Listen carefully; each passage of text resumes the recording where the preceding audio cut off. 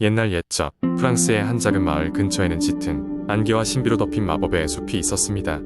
숲은 환상적인 생명체들, 예쁜 요정들, 그리고 수수께끼 같은 생명이 숨쉬고 있었습니다. 이 숲은 길을 잃은 자에게 위험을 주는 것으로 유명했지만 또 다른 이들에게는 엄청난 기회의 땅이었습니다. 숲 가장자리의 작은 마을에는 장이라는 젊고 용감한 기사가 살고 있었습니다. 그는 어려서부터 아버지에게 검술과 말타기를 배워 남다른 실력을 갖추고 있었습니다. 마을 사람들은 그를 믿고 따랐고 장은 항상 그들의 기대에 부응하고자 했습니다. 어느 날 왕국에 들이온 어둠의 마법사가 모든 마을을 공포에 떨게 만들었습니다. 마법사는 숲속 깊은 곳에 자신의 거처를 두고 사람들을 저주하고 있었죠. 마을 사람들은 마법사의 위협에서 벗어나기 위해 도움을 요청했지만 그곳은 대부분의 사람들이 가까이 가기를 꺼리는 장소였습니다. 그러나 용감한 장은 마법사를 물리치기로 결심했습니다. 그는 무거운 갑옷과 날카로운 칼을 챙기고 마을 사람들이 주는 축복과 함께 마법의 숲으로 향했습니다. 숲에 들어서자 장은 수많은 생명체들과 마주쳤고 그들 중 몇몇은 그에게 농담을 던지며 조심하라 경고했습니다. 숲을 통과하면서 장은 어려운 시험들을 통과해야 했습니다. 깊은 강을 건너고 수수께끼 같은 요정의 문제를 풀어야 했으며 마법의 짐승과 힘을 겨뤄야 했습니다. 그 과정에서 장은 자신의 내면 깊은 곳에 있는 두려움을 마주해야 했고 용기와 지혜를 통해 극복해 나갔습니다. 마침내 장은 마법사의 은신처에 도착했습니다. 그곳은 검은 안개와 불길한 환영이 가득한 곳이었으며 마법사는 그를 기다리고 있었습니다. 두 사람은 치열한 전투를 벌였고 장의 용기와 결단력은 많은 도움을 주었습니다. 마법사는 자신이 패배할 것을 깨닫고 최후의 주문을 걸어 숲 전체를 파괴하려 했습니다. 바로 그 순간 장은 숲의 왕이라는 누군가로부터 도움을 받게 되었습니다. 왕은 숲을 지키는 수호자였고 마법사의 힘을 막아내는 데 도와줬습니다. 장과 왕은 함께 마법사의 계획을 저지했고 힘을 합쳐 그를 무찌르게 되었습니다. 마법사가 사라지자 숲은 다시 평화를 되찾았습니다. 장은 마을로 돌아가 이 모든 상황을 전했습니다. 마을 사람들은 장을 영웅으로 칭송하였고 숲은 여전히 모든 이들에게 감춰진 신비로운 장소로 남아있게 되었습니다. 장은 앞으로도 마을과 숲을 지키며 살아가리라 다짐했으며 그의 이름은 전설로 남아 대대로 전해졌습니다. 두 번째 이야기. 언젠가 프랑스의 작은 마을에 술레라는 이름의 어린 왕자가 있었습니다. 술레는 용감하고 모험을 좋아했지만 그의 아버지인 왕은 그가 너무 어린 나이에 위험한 모험을 떠나는 것을 허락하지 않았습니다. 하지만 술레는 언제나 왕국의 경계를 넘어 마을 밖 숲속으로 가고 싶은 마음을 갖고 있었습니다. 술레는 어느 날 마을에 내려온 소문 하나를 듣습니다. 바로 깊고 오래된 숲속에 들어가면 무엇이든 원하는 것을 가질 수 있는 마법의 샘이 있다는 것이었습니다. 술레의 호기심은 더욱 커졌고 그는 그 샘을 직접 보고 싶다는 강한 충동을 느꼈습니다. 어느 날 밤 술레는 몰래 궁전을 빠져나와 모험을 시작했습니다. 숲속 깊숙이 들어갔을 때 그는 울창한 나무와 이상한 소리로 가득한 공간을 지나게 되었습니다. 그것은 그 어떤 다른 숲보다도 마치 살아있는 유기체처럼 느껴졌습니다. 숲속에서 길을 잃을까 걱정하던 차에 술레는 신비로운 불빛을 발견하게 되었습니다. 그 불빛을 따라가 보니 헤아릴 수 없는 나무 사이에 자리잡은 숨겨진 마법의 샘이 나타났습니다. 샘은 은색으로 빛나며 달빛을 받아 반짝였습니다. 그때 샘 앞에 선 술레에게 마법의 정령이 나타났습니다. 정령은 온화한 미소로 술레에게 말했습니다. 이 샘은 진실한 마음을 가진 자만이 그 소원을 이룰 수 있게 해준단다. 내가 그 조건에 맞다면 소원을 빌어도 좋다. 하지만 그 소원이 이루어질 때 필요한 대가로 무엇을 포기해야 했는지를 깨닫는 날도 올 것이라 경고했습니다. 술레는 잠시 고민했지만 그의 소원은 분명했습니다. 나의 왕국이 영원히 평화롭고 번영하기를 원합니다. 라고 말했습니다. 그의 순수한 마음이 샘의 마법을 일깨웠고 순간 주변은 빛으로 가득 차올랐습니다. 술레는 마법의 정령에게 깊은 감사의 뜻을 전하며 다시 숲속 마을로 돌아왔습니다.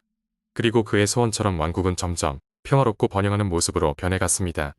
왕과 백성들은 왕국에 일어난 이 놀라운 변화를 환영했고 그 어디에서도 전쟁의 기운을 찾아볼 수 없었습니다. 그러나 시간이 흐르자 점차 술레는 그의 소원이 가져온 진정한 의미를 깨닫게 되었습니다.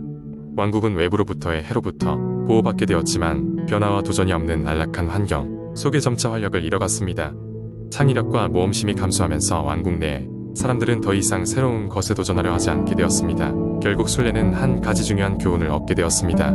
완벽한 평화와 안락함이 언제나 좋은 것만은 아니라는 것. 그는 결국 마법의 정령과 다시 대화를 나누기 위해 다시 숲으로 들어갔습니다. 정령은 작은 미소를 지으며 그를 맞이하였고 술레는 새로운 소원을 빌었습니다. 이번에는 왕국 내의 균형을 가져다 주기를, 평화와 함께 도전을 받아들이는 지혜를 간직할 수 있도록 해달라고 말입니다. 그 후로 왕국은 정말로 균형 잡힌 번영을 이룩하며 술레는 훌륭한 통치자로 성장해 갔습니다. 어린 왕자의 모험은 이렇게 프랑스의 전설로 길이 남게 되었습니다. 세 번째 이야기. 옛날 옛적 프랑스의 작은 마을에 한 청년과 그의 충성스러운 고양이가 살았습니다. 청년의 이름은 피에르였고 고양이는 장화시는 고양이라는 별명으로 불렸습니다. 이 고양이는 단순히 특별한 옷차림뿐 아니라 지혜와 용기로도 유명했습니다. 피에르는 작고 허름한 가구 공방을 운영하고 있었지만 사업은 항상 어려웠습니다. 마을 사람들은 그의 가구를 잘 사지 않았고 피에르는 언제나 어렵게 생계를 이어갔습니다. 어느 날 피에르는 난처한 상황 속에서 새로운 기회를 발견했습니다. 마을에서 몇 마일 떨어진 곳에 오래된 성이 있었고 그곳의 주인이 갑자기 세상을 떠났다는 소식을 들은 것입니다. 이 성은 이제 주인이 없고 많은 재산과 보물이 숨겨져 있다고 했습니다. 고양이는 피에르에게 이렇게 말했습니다. 주인님, 이 성으로 가서 주인을 찾고 재산을 관리하게 된다면 우리의 삶은 한층 나아질 것입니다. 제 장화를 믿고 저와 함께 가주세요. 피에르는 고양이의 조언을 따르기로 마음먹었습니다. 이른 아침, 고양이는 그의 장화를 챙기고 피에르는 마차를 준비했습니다. 둘은 여행을 떠나 성으로 향했습니다. 여행 도중 그들은 여러 가지 장애물을 마주쳤지만 고양이는 기지를 발휘하여 모든 문제를 해결했습니다. 다리 없는 강을 건널 때는 나뭇가지를 모아 다리를 만들어 안전하게 건너게 했고 깊은 숲속 길을 잃었을 때에는 나뭇잎에 묻힌 오렌지도 조각을 찾아냈습니다. 성에 도착하자 그들은 성이 생각보다 더 커다랗고 무서운 곳이라는 것을 깨달았습니다. 거대한 성문 옆에는 무시무시한 괴물이 지키고 있었습니다. 이 괴물은 성의 새로운 주인으로 인정받아야만 통과할 수 있도록 명령되었습니다. 고양이는 성의 괴물에게 다가갔고 그와 대화를 나누기 시작했습니다. 존경하는 괴물님, 우리는 이 성의 새로운 주인을 찾아왔습니다. 피에르라는 이름을 가진 용감한 청년입니다. 괴물은 피에르를 주시하더니 시험 하나를 내주었습니다. 진정으로 이 성을 관리할 의지와 능력이 있다면 이 골칫거리 들쥐떼를 처리해보아라. 이들이 성의 보물을 훔치고 있다. 피에르와 고양이는 성 안쪽으로 들어가서 성을 어지럽히는 들쥐떼를 찾아갔습니다. 고양이는 들쥐들이 어디에 숨었는지 알아내었고 피에르는 마을에서 배우고 해왔던 손재주를 발휘하여 덫을 설계했습니다. 이윽고 피에르와 고양이는 들쥐떼를 모두 잡아냈고 마침내 괴물은 그들을 승인했습니다. 이제 너희는 이 성의 새로운 주인이 노라라며 괴물은 그들을 축복했습니다. 피에르와 고양이는 성을 정돈하고 마을 사람들을 초대하여 새로운 삶을 시작했습니다. 그 후로 피에르의 성은 번영의 상징이 되었고 장화시는 고양이는 다시 한번 명성이 자자해졌습니다. 덕분에 마을 사람들도 더욱 행복해졌고 피에르와 고양이는 많은 친구들을 사귀게 되었습니다. 그리고 그 후로도 고양이와 피에르는 함께 새로운 모험을 찾아 나서게 되었습니다.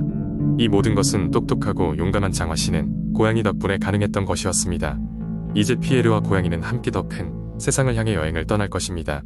네 번째 이야기. 옛날 옛적에 프랑스의 작은 마을에 루이스라는 소년이 살았습니다. 루이스는 항상 모험심이 강하고 호기심이 많은 소년이었어요. 그의 부모님은 그가 숲에서 너무 멀리 나가지 않도록 주의하라고 늘 말씀하셨지만 루이스의 마음은 항상 숲 너머의 미지의 세계로 가득 차 있었습니다. 어느 날 루이스는 마을 안에서 마법의 숲이라는 전설을 듣게 되었습니다. 이 숲은 신비한 생명체와 마법의 존재들로 가득 차 있지만 사람들은 그곳을 찾는 것이 거의 불가능하다고 했습니다. 그렇게 말을 전해 들은 루이스는 마법의 숲을 찾아 나서기로 결심했습니다. 다음날 아침 루이스는 이른 시간에 일어나 새로운 모험을 시작했습니다. 그는 간단한 점심과 물병을 챙기고 숲 깊숙한 곳으로 발을 옮겼습니다. 걷고 또 걷던 루이스는 숲이 점점 짙어지고 주변의 나무들이 마치 자기들만의 이야기로 속삭이는 듯한 느낌을 받았습니다.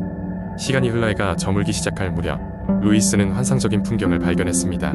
그곳에는 빛나는 나무들과 반짝이는 연못이 있었고 공중에는 아름다운 노래를 부르는 요정들이 날아다녔습니다. 마침내 루이스는 마법의 숲에 도착한 것이었습니다. 숲의 중심부에서는 한 마법사가 그의 방문을 기다리고 있었습니다. 그녀의 이름은 엘레나였고 그녀는 루이스를 따뜻하게 맞이했습니다. 엘레나는 루이스에게 마법의 숲이 어떻게 만들어졌는지 그리고 그 숲에 담긴 수많은 마법적인 이야기들을 전해주었습니다. 이야기를 듣는 동안 루이스는 시간이 가는 줄도 모르고 엘레나와 함께 숲 곳곳을 여행했습니다. 여행을 마칠 무렵 엘레나는 루이스에게 특별한 선물을 주었습니다. 그것은 숲의 힘이 깃든 작은 구슬이었습니다. 엘레나는 이 구슬이 루이스가 언제든지 마법의 숲을 추억할 수 있게 해줄 것이라고 설명했습니다. 또한 루이스가 올바르게 사용하면 주변 사람들에게 어려움이 닥쳤을 때 도움을 줄 수 있다고 하였습니다. 루이스는 마법의 숲에서 돌아와 마을로 돌아왔고 그날 밤 그의 모험을 부모님에게 들려주었습니다. 부모님은 처음에는 반신반의했지만 루이스의 말에 담긴 신비와 진지함을 보며 그가 특별한 경험을 했음을 느꼈습니다. 그 후로도 루이스는 때때로 마법의 숲을 찾았고 그의 모험 이야기는 마을 사람들 사이에서 전설로 전해지게 되었습니다. 루이스의 이야기는 세대를 넘어가며 희망과 용기의 상징으로 자리 잡았고 그의 모험은 많은 사람들에게 삶의 새로운 차원과 꿈을 펼칠 수 있는 영감을 주었습니다.